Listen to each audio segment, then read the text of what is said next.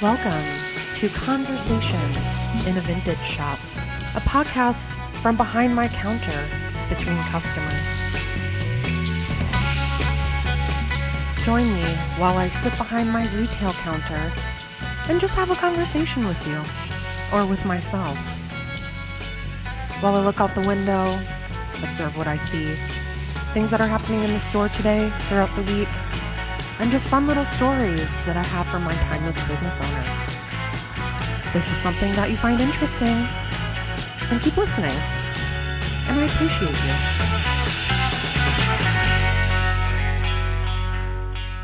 Hey everyone, welcome back to another episode of Conversations in a Vintage Shop, a podcast where I bring conversations that I have in my shop to all of you. And I hope you had an amazing October spooky season. I was just telling a customer the other day that this month has gone by way too fast. And I don't feel like I even got to enjoy Halloween this year as much as I would have liked to.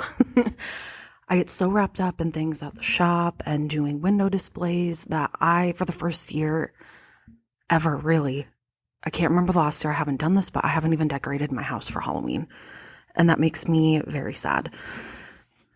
But October has gone really fast, and it's one of my favorite months. And I hope you all did something fun and exciting. And I hope you enjoyed the previous episode continuation of the hauntings in my vintage shop. But in today's episode, I want to talk about a topic that has always been an issue in the vintage community, but no one's ever really talked about it, especially in the realm of social media.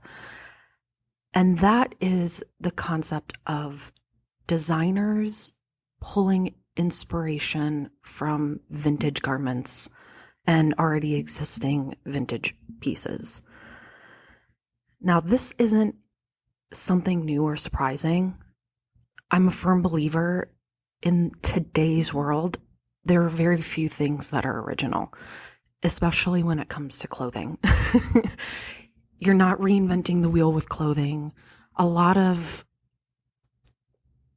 things that have been done in fashion, how do you reinvent that? How do you do something different? Which is why a lot of designers, fashion houses, even commercial fast fashion companies pull from already existing designs and designers, which is a common thing that really everybody does.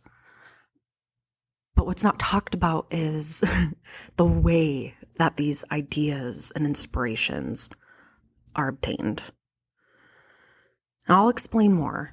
It's a little confusing, but I promise it'll make sense.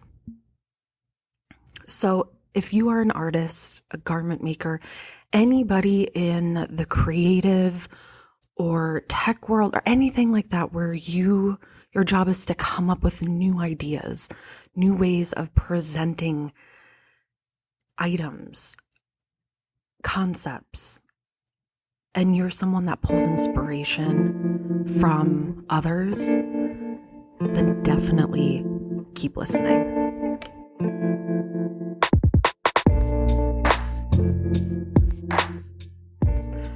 Now, I'm gonna pop in and give a little bit of a warning for this episode.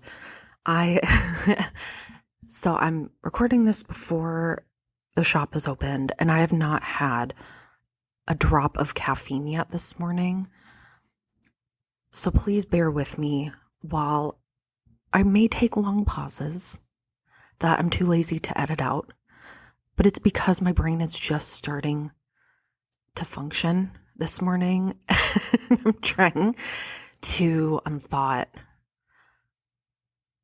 So please keep that in mind as I'm trying to keep my thoughts and my opinions coherent. Now, it would, of course, only make sense for the fact that I haven't had any caffeine for this to be an episode where I normally outline all the episode talking points, do a brief outline of what I'm going to talk about and some of the main points that I want to make. And of course, this is the episode where I don't have that. So I'm really just speaking off the cuff. And this was a topic that I wasn't going to talk about and wasn't really fresh in my mind until I saw an Instagram post from a seller that I've bought from many times and who I've followed for years. Now, this seller is out of, I believe he is out of the UK. I could be wrong. Let me pull up his profile. Okay, I can't find specifically where he's out of, but I'm pretty sure it's the UK. But his shop name and Instagram handle is Antique Wardrobe. And the other day I ran across a recent post where he was calling out a very notable celebrity musician and designer for basically idea theft. So I'm going to read the post. The post says, "For shame, at Victoria Beckham, these two," and it's a photo of two women with a small, bag walking away from, it must have been a vintage market. That these two spent the entire day at a vintage show stealing ideas, prints, and design elements from fellow dealers, including myself, left with one tiny bag and a phone filled with images. Disgusting. We are not a vintage library, a free source for your company. Vintage dealers work far too hard and spend too much money. I didn't fly a quarter the way around the world to have these blonde twits steal embroidery elements. Get some courtesy, some class, and a clue." So after reading that, he must be from the East Coast of the United States. I correct myself. But the comment section of this post, and the comments have been turned off, the comment section of this post was pretty equally divided. You had other vintage dealers and designers completely agreeing with the shop that they'd have a lot of people coming in and into their booths or into their businesses, photographing ideas, photographing garments for their own replication purposes. And then you had customers commenting things like, well, I guess I can't just take a picture of a vintage item or antique item, or I can't just enjoy it. And there was a lot of back and forth, and I'm sad that the comments were turned off, but I'm willing to bet that they got pretty heated. So basically here, what I'm reading is, as a dealer, especially one that makes their money off of pop-up shops and dealing in different vintage markets, which can get very expensive between booth fees, traveling, sourcing, that they do all this work of sourcing these items, doing the setup, only for someone to come in and instead of buying the piece in order to study it, they take up time in this dealer's booth, photograph it, get everything they need, and then leave without purchasing anything. And when you really stop and think about it, I understand from a customer perspective, it does seem like, am I not allowed to take photos of anything in a shop? Am I not allowed to enjoy a dress I saw that I thought was really beautiful and I just wanted to take a picture of it?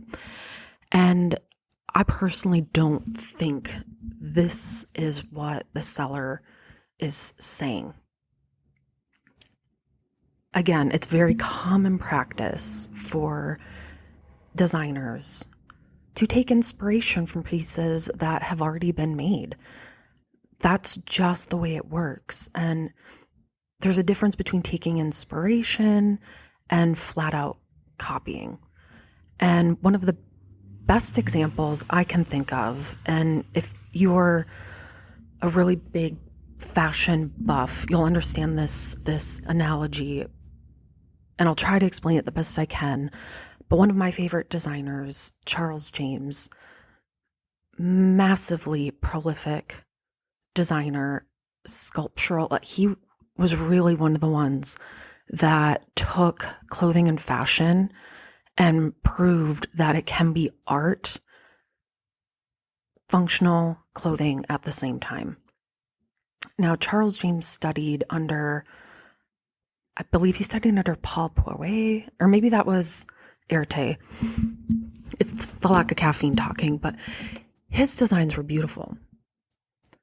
Now, Dior, when Dior came out with the new look, Dior took inspiration from the sculptural and tailoring elements of Charles James. Now, Dior didn't rip off Charles James, but took the sculptural and art element and put his own spin on it. And from there, you had other designers. Like, you have a tiered system here. You have Charles James.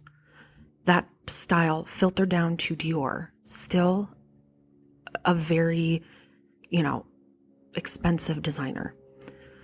Then you had designers that were a little bit below him on that chain in the more ready-to-wear, affordable category, taking inspiration from Dior's new look style and taking that inspiration and putting it into their own pieces, but making them a lot more affordable and accessible to the everyday person. I believe like Lily Diamond and Lily Ann. I mean, a lot of designers in the 50s took inspiration from Dior, but did they necessarily know that Dior took his inspiration from Charles James? We don't know. But there, you're still honoring the designer who originally created this. And there's still that level of respect there. But you flash forward to today, where you have fast fashion companies like Shein. People have been telling me about other brands that are similar, and I haven't kept up with all of them, but anything in that fast fashion market where there's a new trend out, boom, they get out millions of pieces for pennies on the dollar, $5 for a dress, $10 for a sweater. And the respect is lost because places like that tend to take ideas, styles, artwork, replicate them without any nod to the original designer whatsoever. And with a lot of these fast fashion places, these designs and artwork are completely copied and ripped off. And with artists, it's very hard to copyright or claim ownership over specific designs or styles, especially in the fashion world. And if you're a smaller designer, a smaller creator, a smaller artist, getting something copyrighted, patented, can be a long process and can get very expensive. So you have a lot of artists and creators at a disadvantage financially. Now with Victoria Beckham, we know she was, maybe still is, if they reunite, a Spice Girl, always known for her love of designer fashion. And she's had her own clothing line for many years now. And again, what she's doing from a design business perspective is not something new. Looking at pieces that have already been created, wanting to find a new pattern or a new cut or a new design and playing off of that. That is a very, very normal way of design, honestly. And some may not like to hear that, but it's true. But what I do disagree with what the seller said Victoria Beckham did, is going into different booths with vendors. And there are obviously pieces that they must have really, really loved and enjoyed and wanted to take inspiration from. Now, I'm willing to bet and I feel like this is a fair assumption, that Victoria Beckham and her design business and company have the money to and budget to purchase these pieces. They would be a business write-off. It's a design tool for them. And I know this specific vendor who wrote this post deals in a lot of antique, earlier turn of the century pieces, and also mid-century, but usually very ornate, very elaborate, beautiful stunning pieces that some of us will never get to see in person in our lifetime. And from what I've experienced when I've purchased pieces from him, and he sells on eBay, you can easily find him on eBay and his website, for what these pieces are, the condition they're in, the way they're displayed, he asks a very fair price for what they are. Now, if the average schmo like me can afford to pay for something from him, I would assume that Victoria Beckham and her company could too. Now, what the problem is, and this is where you end up disrespecting the vendor and the seller, is that you're going into their space, you're utilizing a service that they're providing. They sourced it, they mended it, they created this space that you can walk into, and they paid to be there. They're not a consultant. They're not a free resource library. They're a business, and they're there to sell their pieces. And if you go and you spend half an hour to an hour in this booth, and you're taking these garments, you're pulling them out, you're displaying them, taking photos, touching, analyzing, how many people come into that booth who possibly would have bought that piece, but it was pulled to the side for them to do their research, and at the end of it, they put it back and leave. They got what they wanted, but the seller didn't make any money from it, won't get any credit for providing this piece, and could have also lost out on a sale in the meantime. Now I get it. Those who don't like capitalism see this as being a very capitalist idea. And in the world we live in, that's just how it is. Businesses have to make money. Yes, even vintage shops, antique dealers. We need to make money. We can't exist if we don't. That's why you don't see vintage shops or antique stores as nonprofits. We need to make money to survive and live, and then keep providing you these pieces and experiences. And with this seller, he provided them with a garment that can potentially make them hundreds and thousands of dollars. And with him, he got nothing. Is it not fair to ask that they could have just bought the piece? Said, thank you for providing this. We're going to use this as inspiration. Just give respect to the person who provided this for you. Now, this has been put into practice, and it is documented the way that I believe, and a lot of other sellers like me believe, that this should happen. And you've heard me talk about this amazing woman before, and I will talk about her until the day I die. The amazing Doris Raymond, owner of The Way We Wore and vintage historian. Now, she is the woman who, my very first time participating in Julian's auctions, she was selling off pieces from her archive. And I have the honor of knowing who she is because of her series LA Frock Stars on the Smithsonian Channel. And it was only on for 2 seasons. They tried to, I think Smithsonian Channel was maybe trying to play off of, American Pickers and Pawn Stars, but she saw it as it was a documentary about why vintage pieces and history is important and the people who buy them and how relevant it is. Now, again, if you have not seen this series and you are a fashion or vintage lover, please watch it. You can find clips on YouTube. If you have, I'm trying to remember one of the streaming services. I mean, obviously the Smithsonian Channel, but if you have Amazon Prime, you can find the full series on there. It's worth it paying to buy the entire series. I've watched it numerous times for so many different reasons. She is the one that gave me the confidence and the motivation to start my own vintage shop. And when she had her auction, she auctioned off, like I said, pieces from her own personal archive. That's where I got my Charles James dress form and this beautiful 1930s loungewear, peach silk loungewear set. I have both of those up on our online archive that I will try to remember to put a link down in the description box.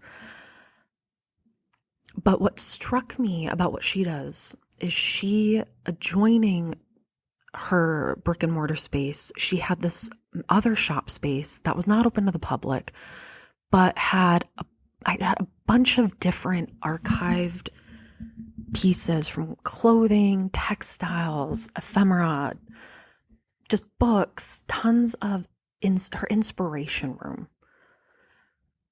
And they were dresses that could have been just like tattered or destroyed, but they had amazing design elements. Dress collars that were taken off of dresses that were damaged, but the netting or the embroidery was so beautiful. And throughout the series, you saw different designers coming in specifically to get access to her inspiration room so they could find new, to them, ideas and design elements that they could put in production in their own lines. And every time they had a designer on who went through that room, this designer purchased these inspiration pieces. There was one designer who did beachwear, bought a bunch, like a really healthy stack of fabric swatches that had texture and design elements that she wanted to take inspiration from and put into her designs, but she paid for it. And they made a very big point of telling Doris that this is what makes them live and breathe and enjoy and love fashion, is being able to go to a person that preserves it and doesn't gatekeep it and provides this service for them. And the least that they can do is purchase the items. I mean, it's fairly simple. And there was another episode, one of my favorites, because I love vintage lingerie, where Dita Von Teese came to the shop and was looking at lingerie pieces to purchase that she can take inspiration from for her own lingerie line, Dita Von Teese Lingerie, which I do own a couple of pieces. While I love Dita Von Teese and I love her style, the pieces aren't my favorite. They are definitely for show. They are not comfortable at all to be worn regularly. So I will put that out there, but they're very beautiful. But she purchased pieces that they were little elements like a garter belt, that there was a specific clasp that she really, really loved and wanted to implement that in one of her designs. So again, throughout this series, people would purchase archived pieces and textiles from her for their inspiration purposes. And a lot of these were designers that had nowhere near the name recognition or clout of Victoria Beckham. And I can even relay it to my own experience. Before I opened my shop, I was very active on social media, especially Instagram, years ago as a collector. And I loved collecting vintage and antique costumes, specifically burlesque pieces. And I had one performer reach out to me asking if she could pay to study one of my costumes so she could take elements of it and put those elements in one of her burlesque costumes that she was going to create. Now, at the time, having a business like this didn't seem like a reality to me, and I was just excited that someone cared. And so I didn't charge her, but I appreciated her asking. But these were pieces that I just loved and had fun with. And sure, here, use these pieces, enjoy them. Here are some photos, take those elements. But she had the respect to offer to pay because she was asking me for a service, something that I had paid for. She wanted to study. And it's just even that basic level of respect. And again, every dealer is different. The archived pieces I have in back, none of them are for sale. So having someone pay for an item to study it from my archive is not an option. However, when people come to my shop floor and look at pieces, that's a whole different story. And I have had people come in, and very much if you are a crafter, an artist, you've worked craft and vendor events, I know you've had this happen to you. I feel like this is a common thread where you have one of your pieces out and you have someone come up, look at it and say, oh, I can do that. I'm not going to pay $30 for this handmade pair of earrings or a bracelet. I can go make it myself.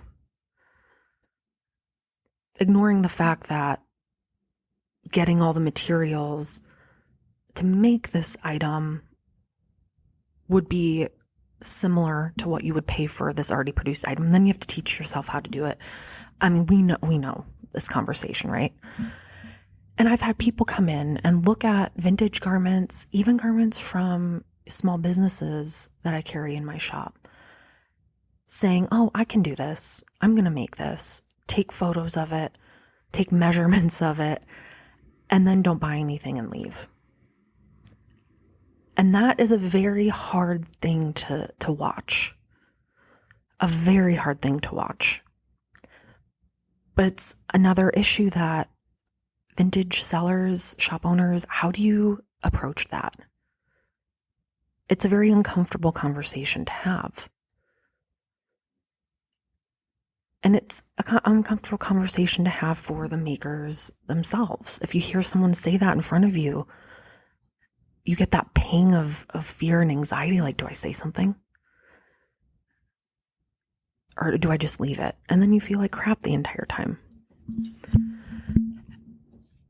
And I do feel it is in very poor taste to go into a business, take advantage of a service and an experience that they're providing, and utilizing it for your own means, whether you are going to make money or get something out of it.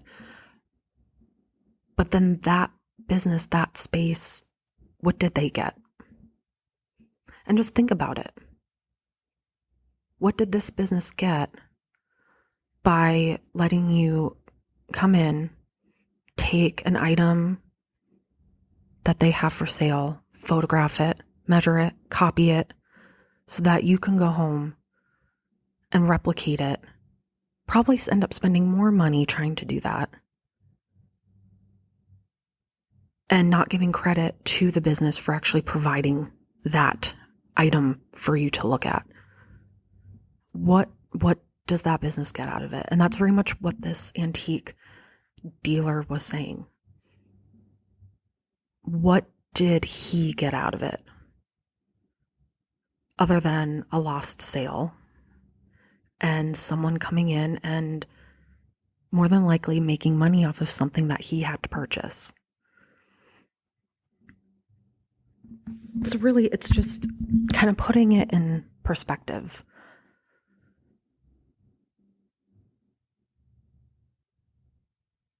And I've had these experiences many times, whether it be I've had artists come into my shop and look at other artists' work and say, oh, I'm going to do that. I've legit heard other artists admitting that they were going to copy exactly what this other artist was doing and not give them credit. It's gross. But sadly, in this day and age, it seems to be rampant and getting worse, because what's the punishment? What's your recourse? And especially with clothing and vintage clothing, there's nothing you can do. So it's a problem that has really no solution other than just educating people on just how not to be an asshole. Take the capitalist part out of it and the money out of it. It still is that level of recognition and respect that is lacking. And I really feel for this vendor, flying from what it seems to the East Coast to London to do this event, and you had someone of substantial means take full advantage of everything you provided, not spend a penny, and they're going to go back to their studio and make money off of that. That's a horrible feeling. And if you are someone that has ever created something and spent time and money or provided a service for someone, what does that do? What does that do to your sense of self and your joy of your business? Just think about it. But I thought that was a really interesting post, and it got me thinking. And again, I really encourage you to, just watch LA Frogstars. See how Doris Raymond handles that. Because it can be done. You can take inspiration from other creators and artists, but give them some kind of recognition and respect back, even if it's not monetary. Word of mouth, just acknowledging that they provided this for you. Again, I know this is a topic that people are going to be very divided on, but as a seller and a lover of fashion and clothing, and also someone who has the utmost respect for what other vendors do, this is my opinion, and I thought it was an interesting post. And again, this podcast is about just conversations I have and topics that I think need to be talked about and just put out there in the atmosphere. But I'd love to know what you all think. Do you agree? Do you disagree? How do you see it? I'd love to know. Because it's something that I hadn't really thought about in a while. But I'm just seeing, again, the comment section, people had very, very heated conversations about it. So it's obviously an important topic we need to discuss.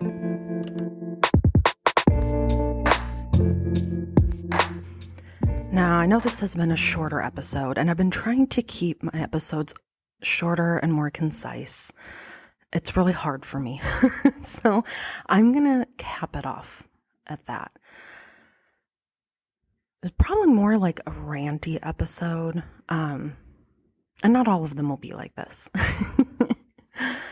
But I'm happy you popped in and listened to me ramble just about things that are going on in the vintage world. And I hope you pop back here again next week. I'm not sure what the topic will be, but I know it'll be interesting. Have an amazing week, you all, and I'll see you next time. Bye.